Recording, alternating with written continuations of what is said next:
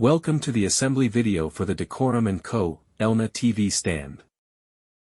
Please ensure you have received all the necessary panels, hardware, and an instruction manual. If you have not received all these components or require further assistance, feel free to reach out to us through WhatsApp or email. A Phillips screwdriver will be required to complete assembly of this unit. This assembly video follows the steps in the instruction manual and serves as a visual guide to complete the unit. This video is a sped-up tutorial of the assembly process. Feel free to reduce the playback speed or pause the video at any time. Before beginning the video, a brief demonstration of how the cam system works will be shown.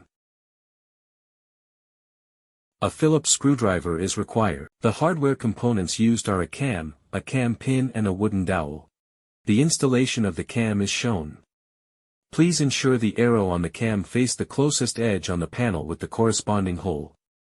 The installation of the cam pin and wooden dowel is shown.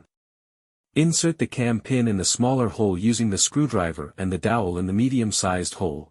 To secure panels together, place the cam pins over the holes with the corresponding cam and use the screwdriver to rotate the cam in the clockwise direction.